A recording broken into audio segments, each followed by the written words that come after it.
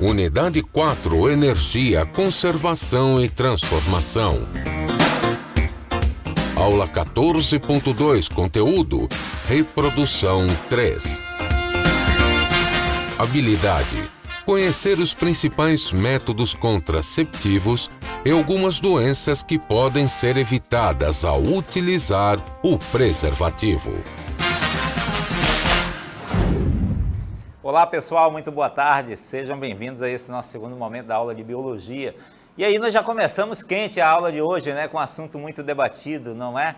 E aí vamos continuar na mesma pegada, só que dessa vez nós vamos falar um pouco mais sobre métodos contraceptivos, beleza? Bem como também algumas doenças sexualmente transmissíveis, né? Que hoje não é mais essa sigla DST, né? Agora são infecções que são transmitidas sexualmente, né?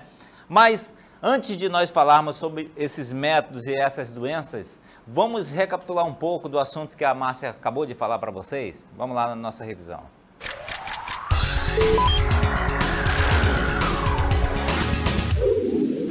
Aí está, pessoal. No processo reprodutivo, essa reprodução foi a aula de ontem, lembra?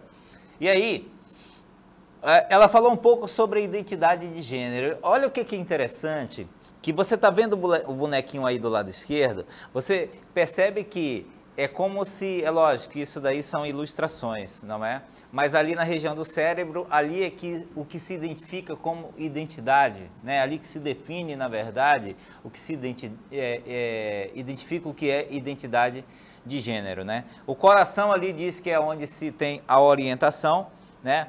O corpo se dá como a sua expressão e ali você tem o sexo, é o que define o indivíduo, se lógico, falando de sexo, se masculino, se feminino, né? Então, por exemplo, de um modo geral, a identidade de gênero é a forma como você, né, na sua cabeça, pensa sobre você mesmo. Olha que interessante essa definição, né? É a química que compõe você, ou seja, quais são os níveis hormonais que você possui e como você interpreta, né, tudo isso, tá bom? Então, isso chama-se identidade de gênero, tá bom? Ou seja, é como se você está vendo uma seta para a direita, que é o homem, para a esquerda, que é a mulher, e no meio ali existe o transgênero, né? Que nós vamos debater muito sobre isso ainda, tá bom? Beleza, identidade de gênero. Professor, existe também uma coisa que nós chamamos de expressão de gênero. O que seria essa expressão de gênero, hein, professor? Bem, nós podemos dizer que um homem, ele pode ser, o indivíduo, ele pode ser feminino, do sexo feminino, pode ser do sexo masculino, ou então o que se chama hoje de andrógeno, né? Então, a expressão de gênero é como se você demonstra, como é que você demonstra o seu gênero? Ou seja, em que papéis esse gênero que você demonstra ser, ele é baseado? Por exemplo, se você tem tradições, né? E isso, você sabe que as tradições, elas influenciam muito no teu comportamento, não é verdade? Então, através da forma de como você age, né, como você se veste, como você se comporta e como que você interage com outras pessoas. Então, nós chamamos isso de quê? De expressão de gênero. Tá, beleza? Depois vem o sexo biológico. O sexo biológico se refere às características que temos como indivíduos, tanto fêmea, no caso aí, possui vagina, ovários, possui um cromossomo XX, o macho que possui característica de pênis, testículo, cromossomo XY, isso que define o sexo masculino e feminino. Beleza? Depois vem a orientação sexual, né? A orientação sexual, e aí se tem heterossexual, bissexual, homossexual, muito bem definido na aula anterior da Márcia, que a orientação sexual refere-se a quem você é fisicamente e emocionalmente atraído. Olha que interessante. Então, baseado na relação entre o seu sexo, gênero e o da outra pessoa. Então, nós dissemos que isso é uma orientação sexual. Beleza? Beleza, professor. Professor, e o que você vai trabalhar? Nós vamos, então, dar início através do nosso desafio do dia. Vamos lá dar uma olhada?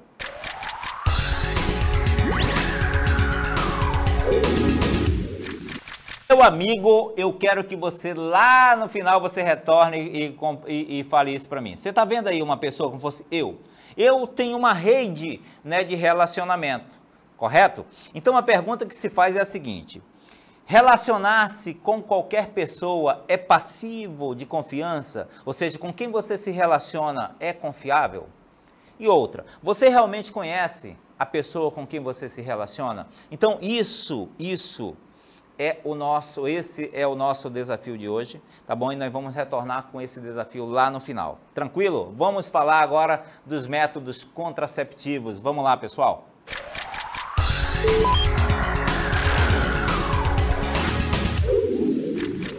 Então, olha, nós vamos falar, e aí podem perguntar hoje que a nossa aula está muito interessante, tá bom? Vamos falar o que são métodos contraceptivos, tá bom? Vamos lá, vamos dar início aí à aula, vamos lá.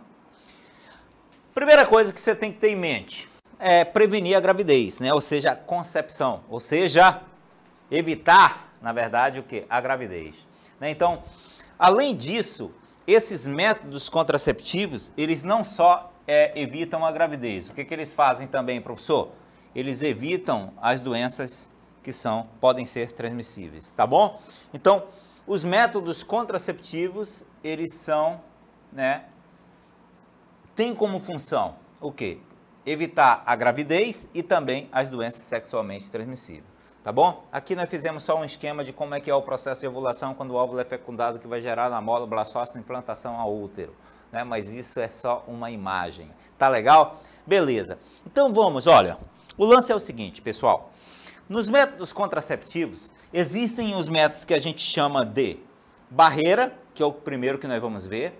Existem outros que se chamam de químico, tá? E outros que a gente chama de comportamental. Mas nós vamos ver cada um e qual é a diferença entre um e outro, tá bom? Beleza, professor. Primeiro, os métodos de barreira.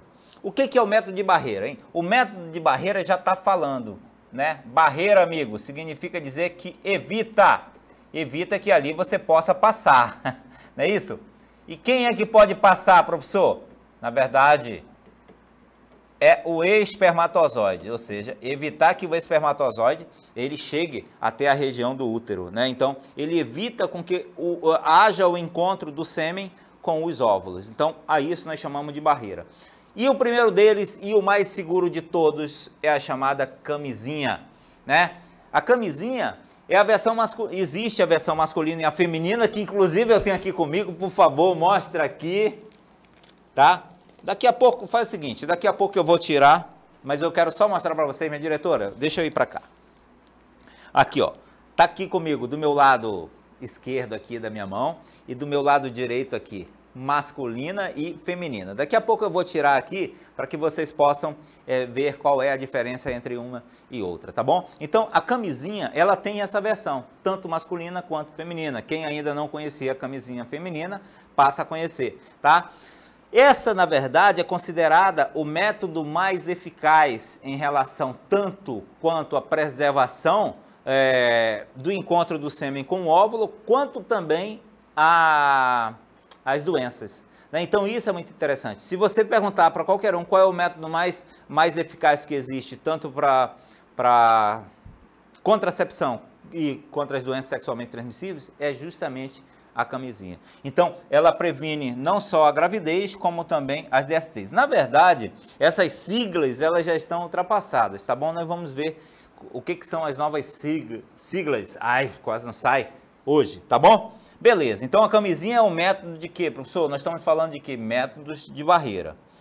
Existe o diafragma. O diafragma é um outro método, né, de barreira, que ele não permite também a chegada, né, do sêmen ao útero. Professor, me diz uma coisa, diafragma eu nunca ouvi falar. Na verdade, essas peças aí, elas são feitas de plástico também.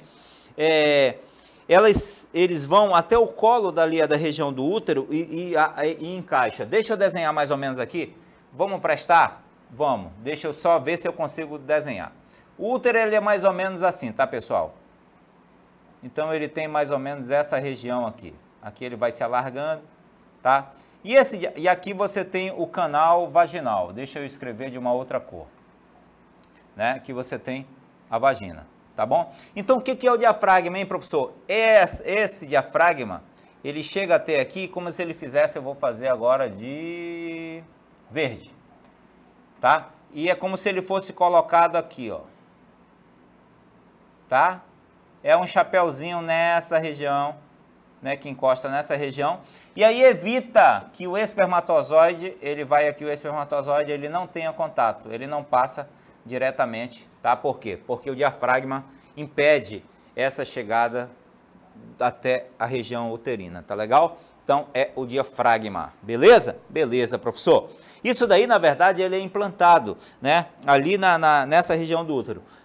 O médico, se você for usar, lógico, todos os métodos contraceptivos, você tem que ter orientação médica, né, que você vai ali ao teu ginecologista, a mulherada sabe muito bem disso, né, então você vai sempre, a médica te orienta, o médico te orienta de como utilizar e qual o método mais eficaz para você utilizar, tá bom?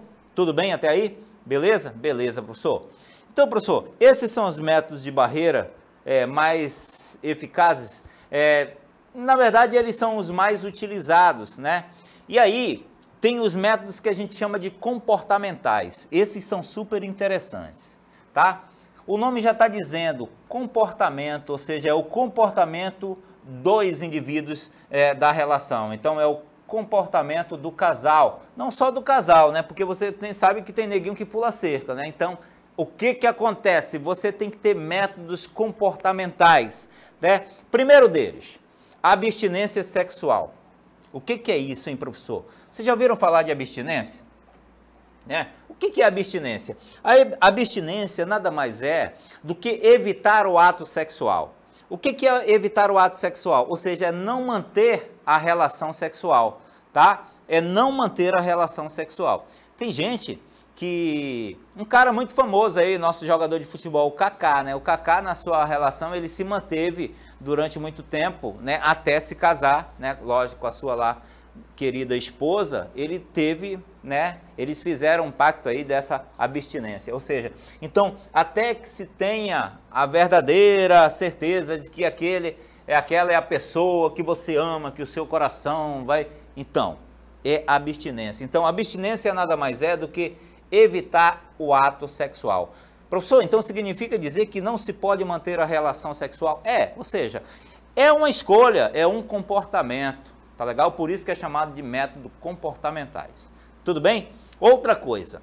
Professor, esse método coito interrompido, professor, eu já ouvi falar. O que é o coito interrompido, hein? Professor, coito interrompido eu já ouvi falar, mas aí o senhor está dizendo que é aquele que não se permite ejacular no colo do útero, não é isso? Amigão, é como se fosse assim, eu vou falar abertamente para vocês, né? Para que vocês entendam, né? Senão não funciona, né? Eu tô brincando, hein, moçada?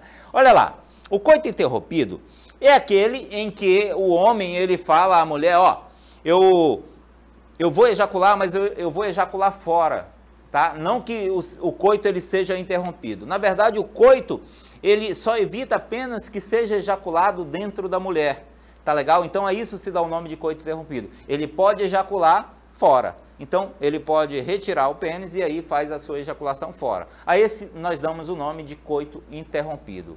Tudo bem? Também isso é um método comportamental. Esse método, na verdade, ele não é, né, muito utilizado, assim, não é que ele não seja muito utilizado, ele é até muito utilizado. O problema é que ele pode causar a gravidez, ou seja, ele não é seguro. Tá bom? Beleza? E aí, tem aquele que é o mais conhecido, né, de todos, que geralmente se faz, que é a tabelinha, né? Não é que sejam feitas mais a tabelinha, mas a tabelinha ela ainda é muito usada, que não deveria ser muito usada. O que acontece? A tabelinha, ela nada mais é do que um processo onde a mulher, lógico, com o seu devido marido ou namorado, eles possam fazer, eles possam verificar e fazer um acompanhamento do período fértil em que a mulher ela possa se encontrar, para que eles possam exercer, não que eles possam exercer nesse período, a prática sexual, tá? Então, o que acontece? Acontece o seguinte, a isso nós damos o nome de tabelinha. Como é que é feita a tabelinha aí, professor? Amigão, deixa eu te falar uma coisa. Geralmente, a mulher, ela tem aquele processo de menstruação, não é isso? Então, menstruação que vai aqui, ver, 30 dias, tá? Então, geralmente, o que que acontece? Acontece que a mulher, ela geralmente, ela menstrua, existem mulheres, aí a gente também não pode dizer, a mulher, ela menstrua somente 3 dias. Não, existem mulheres que têm sistemas hormonais diferentes, tem mulher que menstrua 2 dias, outras 3 dias, outra 4 dias, outras 5 dias, outras 6 dias, e aí depende muito, tá? Então, por exemplo, se nós vamos pegar aqui um período que a gente chama de 30 dias, então por isso o mês aqui, tá? E vamos contar, tá legal? Então vamos contar aqui, suponhamos que ela fique infértil, que é aquele período ali realmente, aquele período de menstrual, né? Menstrual ali, então ela vai aqui, ó, 1, 2, 3, 4, 5, 6, 7. Esse método aqui, que você acompanha o período menstrual da mulher, tem um período que a gente chama de fértil. Então, geralmente, suponhamos que a mulher ela possa menstruar durante, vamos dizer assim, 5 dias. Então, suponhamos que ela tenha menstruado aqui no dia 2, no dia 3, no dia 4, no dia 5 e no dia 6, tá? Então, o que se aconselha, na verdade, é que 2 dias ou 3 dias antes, não se mantenha, e 2 depois também, não se tenha a relação sexual, porque acha que ali ainda tem a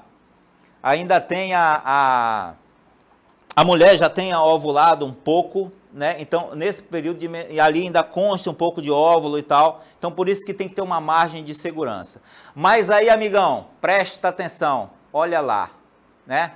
Depois que ela jogou o óvulo lá todo fora, aí de repente vem o seu período fértil. O período fértil é aquele período, tá, em que a mulher, você não pode nem passar perto dela, tá? Esse período, se você olhar de cara feia para ela já fica chateada e pode engravidar. É o chamado período fértil, meu amigo. Esse período aqui, meu irmãozinho, pelo amor de Deus, se afasta que é perigoso, tá? É o período fértil, né? Lembrando, tá, pessoal, isso não é regra. Por quê? Porque esse período, na verdade, ele é o período que depende muito de mulher para mulher. Olha lá o comercial, né? Marisa, de mulher para mulher, e não é isso. Por quê? Porque o sistema hormonal são diferentes. E aí terminou o período fértil, que é esse período todo aqui, ó, tá? Aqui, presta atenção, aqui é um período infértil, ou seja, esse período aqui até poderia, né, fazer a felicidade nesse período aqui. Aí aqui, ó, vem o processo, né, começa-se um processo, né, de menstruação. E aí pode contar-se os outros dias. E aqui também, depois que acaba, né, o processo de menstruação, aí vem o período infértil novamente. Então, tudo isso daqui, tá legal? Você, lógico que você tem que fazer o acompanhamento a partir do período da menstruação, tá? Então, tenha sempre isso em mente, né? Você sempre tenha, a mulher sabe quando é que ela menstrua e até quantos dias ela tem a menstruação. Então, geralmente, a tabelinha se faz, mas não é seguro. Isso é um método o quê? Comportamental. Tá bacana? Tudo bem até aí? Beleza. Professor, existe outro método comportamental? Existe. O que é chamado de temperatura basal, né? Como é que funciona isso, hein, professor? Amigão, a temperatura basal é o seguinte: observa-se a mudança de temperatura do corpo. Isso daqui, na verdade, é até um método bastante seguro, sabia? Quando ele é bem utilizado, quando ele é bem feito. Então, a temperatura basal nada mais é. O que acontece é o seguinte: nós temos a temperatura corporal, não é verdade? Normal, a temperatura corporal. A temperatura basal, quando a mulher, ela tem que acompanhar, essa temperatura ela pode ser medida tanto na axila quanto via oral, que é muito segura, né? Então, de acordo com a temperatura do corpo, quando ela está no período de ovulação, os hormônios eles são liberados. Olha que interessante. E esses hormônios, eles alteram um pouco a temperatura, eles aumentam um pouco a temperatura corporal da mulher, tá? E aí a mulher, com certeza, se ela tem conhecimento do seu corpo e a importância de conhecer, né, o seu autoconhecimento, ela aumenta um pouquinho de temperatura, então ela é capaz de perceber que naquele período ela está ovulando, tá legal? Então, isso a gente chama de temperatura basal. Agora, deixa eu te falar uma coisa, é lógico que você tem que sempre, aquilo que eu falei, conhecer e saber qual é a temperatura corporal correta, né, para não confundir aí com algum resfriado, com febre, com alguma coisa, tá certo? Tudo bem? Beleza, professor. Professor, existe um outro método que o senhor possa falar? Claro, existe vários. Aí está, o método que a gente chama de muco cervical. O que é isso, hein, professor? Na verdade, esse método é o seguinte, ele observa-se o muco que no período fértil ele está mais consistente. Como assim, hein, professor?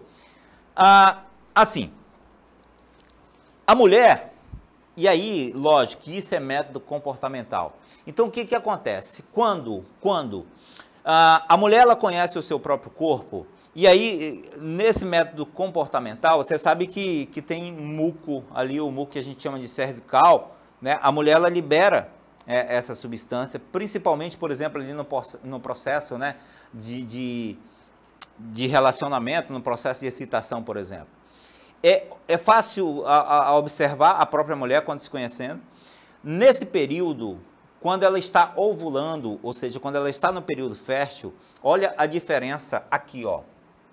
Então, pessoal, observe aqui, ó. Isso daqui é o muco, né? A mulher, ela própria está fazendo a sua própria identificação desse muco. Você percebe que no período infértil, no período que ela não está ovulando, esse muco, ele fica com um aspecto mais leitoso, né? De leite, leitoso, tá? Então, aqui, ele fica numa parte, vamos dizer assim, uma parte muito mais líquida mesmo, tá? Ele fica líquido, tá? Muito mais líquida. Não tem um aspecto tão consistente.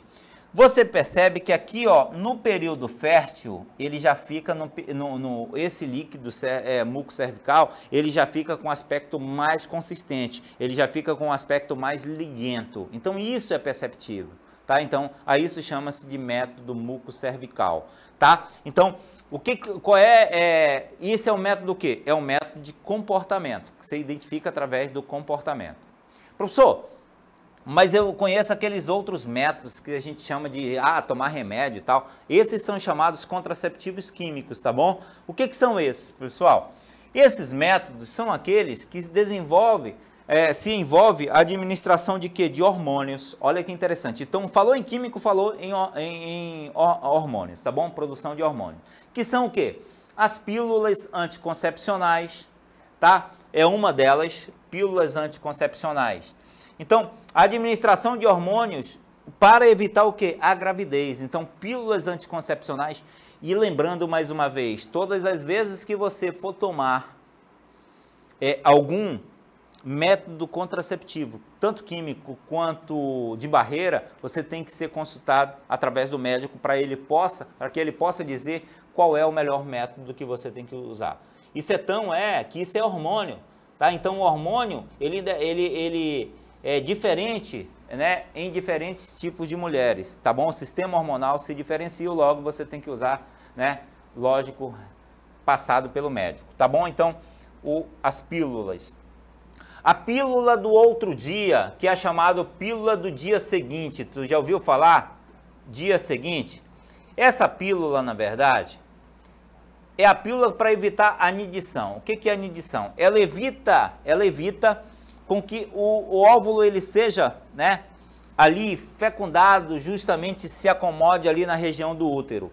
Essa pílula do dia seguinte, que conhecemos como pílula do dia seguinte, ela tem que ser tomada até 72 horas da relação sexual. Ali, por exemplo, de repente o cara não se manteve, né, na sua relação sexual, aí não se preparou e tal, tomou e se arrependeu, aí possivelmente, eu estou preocupado porque a minha mulher vai engravidar e tal. Aí recorre-se a isso, mas não é muito indicado, né? Porque só para você ter uma ideia, essa pílulazinha, que é chamada de pílula do dia seguinte, ela tem uma carga hormonal muito grande. Para você ter uma ideia, se você tem uma pílula que é essa daqui, deixa eu ver, tá aqui, ó. Se você tem uma cartela dessa daqui, tá? 1, 2, 3, 4, 5, 6, 7, 8, 9, 10, 11, 12, 13, 14, 15, ou seja, é uma cartela que tem 30 pílulas, por exemplo. Só para você ter uma ideia, essa pílulazinha aqui, ela tem um efeito tão grande que tem quase que, é como se você estivesse tomando a metade daquela cartela de hormônio. Olha que interessante, tá bom? Então, tem que ser sempre passado pelo médico. Um outro método é o DIU, que é o sistema dispositivo intrauterino, tá? Ou seja, o DIU, na verdade, esse DIU, aqui está, ele impede a fecundação, né, do espermatozoide ali. Ele impede que o espermatozoide chegue até o óvulo, tá bom? Então, esse DIU também, ele tem que ser colocado pelo seu médico, por quem você anda sendo acompanhado. Tranquilo? Pessoal, professor, esses são os métodos hormonais. O DIU também, ele é hormônio, existe também o que não é, mas o DIU também é hormonal, tá? E, professor, os métodos contraceptivos ditos definitivos. Eu já ouvi falar, professor. Já ouviu falar, meu amigão? Então tá, vamos falar de cada um deles. Esses métodos, na verdade, é uma pequena cirurgia que é feita pelo médico, né, que são métodos cirúrgicos que bloqueiam a passagem dos gametas, ou seja, a passagem tanto do óvulo quanto do espermatozoide, tá? E a gente chama isso de métodos contraceptivos ditos definitivos, tá? Então, o que são esses? Primeiro, a laqueadura. A laqueadura é feito justamente nas mulheres, tá bom? Então, a laqueadura, ela tem o fechamento das tubas uterinas. Lembra o que são as tubas? Aqui está a região do útero, né? Aqui está o útero, tá? Aqui está o ovário. O ovário. O ovário, ele libera o óvulo e esse óvulo vem para cá. Aí o que acontece? Faz aqui um corte e amarra de um lado e amarra do outro, ou seja, uma incisão cirúrgica. E aí evita que o espermatozoide chegue e evita que o óvulo, né, possa percorrer as tubas uterinas. Então, é o fechamento das tubas uterinas, tá bom? Beleza? Isso ocorre em quê? Nas mulheres, que se chama laqueadura. Nos homens, o homem que quer ser capado, não é isso, pessoal, não é isso. Né? Eu estou brincando, não é capar. É a vasectomia. Você já ouviu? Tem algum amigo? Eu tenho uns 3 amigos que já fizeram vasectomia. Ou seja, nada mais é do que cortar. Professor, o senhor me falou isso ontem, professor. Isso chama-se canal deferente, não é? Isso, amigão. Lembra da aula de ontem? A vasectomia, ela impede a saída dos espermatozoides. Como assim? Lembra disso ontem que eu dei a aula para vocês? O espermatozoide está aqui, ó, né, no epidídimo, beleza? Armazenado. Aí ele sai através do quê? Do canal deferente. Aí o cara vem e, puf, corta o canal deferente. Se ele corta o canal deferente, não tem como o espermatozoide sair dali. Tá bom? Tudo bem até aí? Beleza? Então, ele não passa, né? Professor, mesmo assim ainda continua sendo ejaculado, né? Continua produzindo o sêmen? Claro que sim, meu amigo, normal, né? Só corte ali, só impede que o espermatozoide possa passar. Tudo bem até aí? Beleza? Beleza, professor. Professor, e agora? Quais são as doenças que o senhor ia falar pra gente, tá? Quais são as doenças que a gente pode saber que são sexualmente transmissíveis, que agora, na verdade, são chamadas de infecções, né? Que são sexualmente transmissíveis. Vamos verificar cada uma delas aí para vocês. Vamos lá.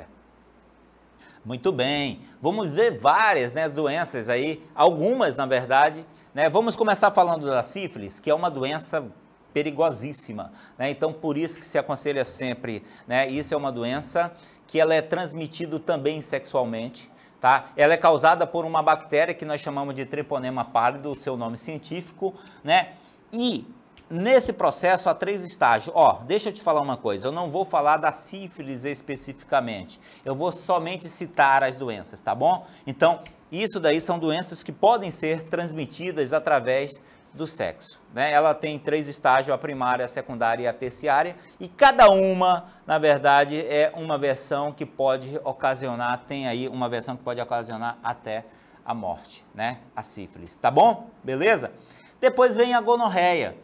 A gonorreia, ela é causada por uma bactéria que se chama Neisseria gonorreia, Também pode ser, aí você pode sentir sintoma nenhum, olha que interessante, ela pode ser assintomática, né? O que você pode sentir em algum momento, quando já tiver aspecto aí, você tem a imagem da bactéria, né? Um pouco mais acima aí, ó.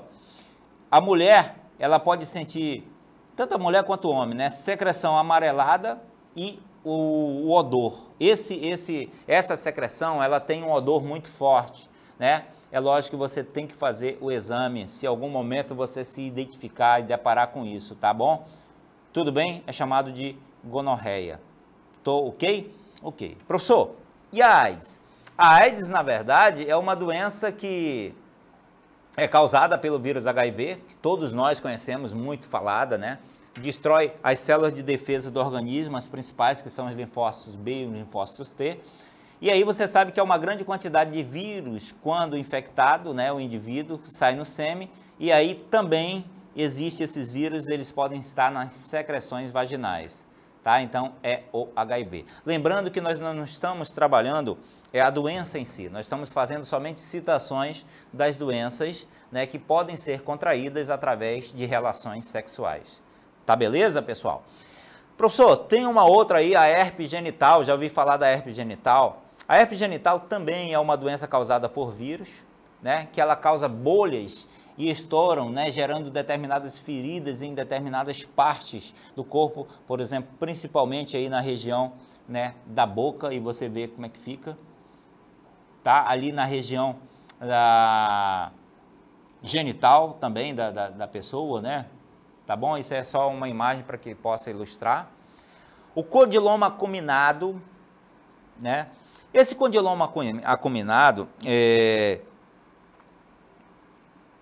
como se ele fosse verruguinhas, tá? Aí, na verdade, é uma imagem dos vírus, que é o chamado HPV. Esse HPV, ele é o papiloma vírus humano, que é uma das principais causas de câncer de colo uterino. Por isso que sempre tem a campanha de vacinação do HPV todos os anos, e é interessante você que tem a sua filha, e agora para meninos também, né? Já se tem que tomar a vacina. É causada por um vírus, né? Causa verrugas na área do ânus e nas suas proximidades, e pode progredir para o câncer de útero, né? Então, por favor, tenham muito cuidado. A tricomoníase, na verdade, ela é causada por um protozoário que se chama de Trichomonas vaginalis, e com frequência habita a região vaginal, né? Deixa eu falar uma coisa para vocês, tá? Isso daí é uma doença muito comum, principalmente em adolescentes. Por que se eu falo em adolescentes, hein, professor? Porque, na verdade, também se dá através de atos sexuais, né? E pode se agravar devido à higiene pessoal também, tá legal? Então, é causada por um protozoário, e esse protozoário que vocês estão vendo aí na tela é justamente essa identificação que se tem. Vamos passar aí novamente o protozoário para vocês, né? A tela do protozoário. Pedir para o meu diretor jogar, isso aí está. Então, esse protozoário, isso aí é como se fosse uma imagem de microscópio, tá? Que a gente chama de Trichomonas vaginalis. Se você pudesse ver isso na microscopia, você identificar dessa maneira mesmo, tá certo? Quais são os sintomas, professor? Ele tem esse prurido, na verdade, esse prurido nada mais é do que a coceira, tá? E aí, juntamente com essa coceira, tem o que se chama do corrimento vaginal ou então uretral, ou seja, isso é tanto para o homem quanto para a mulher. Tudo bem? Tá, pessoal? E aí nós vamos comentar na questão que vocês aí têm alguma dúvida. Eu não sei se a dúvida, na verdade, quando vocês falam, talvez vocês pensam que... Vamos analisar a questão e a gente comenta em cima da questão, tá bom? Vamos ver a questão novamente, questão número 2. Na letra B, na verdade, a segunda questão, a gente fala o seguinte, sobre os métodos contraceptivos. Olha lá, né? Então, se verdadeiro ou se falso. Na letra B, que é onde vocês estão fazendo aí a atenção, na verdade, não é nenhum questionamento, né? Que diz assim, o coito interrompido é o método de contracepção que consiste na retirada do pênis da vagina antes da ejaculação, a fim de impedir a deposição do sêmen no interior da mesma. Ou seja, isso é verdadeiro. Né? A letra B, em nenhum momento, ela está afirmando que o método contraceptivo né? E esse é um método desculpa, é um método comportamental. Lembra de um dos métodos que nós utilizamos? Ele é comportamental. Então, por exemplo, nessa questão, é bom o processo da interpretação. Em nenhum momento a questão ela está afirmando, tá, que ele é um método totalmente eficaz contra a possível gravidez, tá? Ou seja, se usa esse método porque ele é um método de comportamento. As pessoas dizem, não, você vai manter a relação sexual, né, mas na hora da ejaculação se retira. Então isso é verdadeiro? Isso é verdadeiro, chama-se de coito interrompido, tá legal? Aí se você me perguntar assim, aí vem a pergunta, professor, esse método de coito interrompido, ele é totalmente eficaz? Né? Aí já é uma outra pergunta. Aí sim, aí eu posso te afirmar o seguinte, que não é um método totalmente eficaz, né? Tá bom? Eu acho que foi essa talvez a dúvida, né, Márcia, que eles tiveram em relação a isso, tá bom? Então aí ele só tá se referindo à questão que seja falsa ou verdadeira. Então é um método contraceptivo? É sim, um método contraceptivo de comportamento, que é o chamado coito interrompido. Se você me perguntar se é eficaz, aí eu posso te afirmar que ele não é um método totalmente eficaz, assim como a tabelinha também não é, né? Muitas vezes, por exemplo, por isso que eu digo, sempre que você tiver um acompanhamento médico, aí as mulheres, né, que se utiliza, né, as pílulas, vamos dizer assim, não é? Então vai ao teu médico que ele indica qual é o método correto para que você possa utilizar, tá bom? Tudo bem? Espero que vocês tenham entendido. Mas se não entenderam, quiserem discutir ainda uma coisa mais, você pode perguntar, pode voltar, então pode ir pelo chat, que nós estamos aqui para discutir, né, com vocês, interagir com vocês, tá bom? Quando nós falamos discutir, a gente não está discutindo, não, nós estamos conversando, tá bom? Tudo bem? Vamos a uma outra comunidade? Ainda tem outra comunidade aí, meu amigo? Não tem?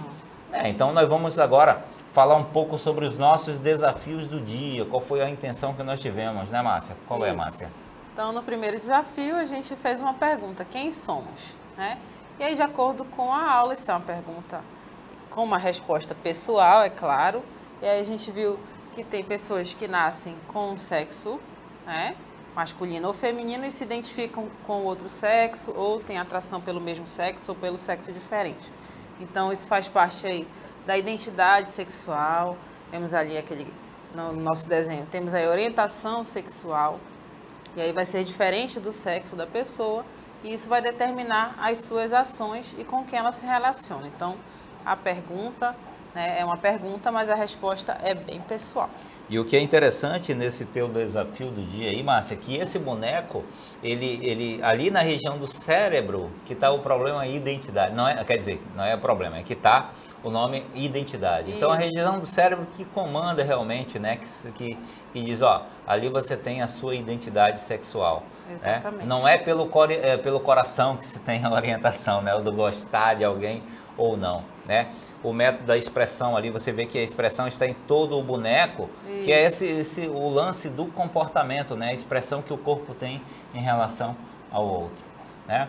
E no nosso segundo desafio do dia, nós colocamos assim, relacionar-se com que a pessoa é passível de confiança? Lógico que não, né? Ou seja, discutimos muito sobre isso, né? Então, relacionar-se com qualquer pessoa, você, primeiro, conheça realmente a pessoa, né? E aí, a partir do momento que você conhece realmente a pessoa, você passa a se relacionar. E na nossa segunda pergunta é justamente isso, você realmente conhece a pessoa com quem você se relaciona? Aí é que está.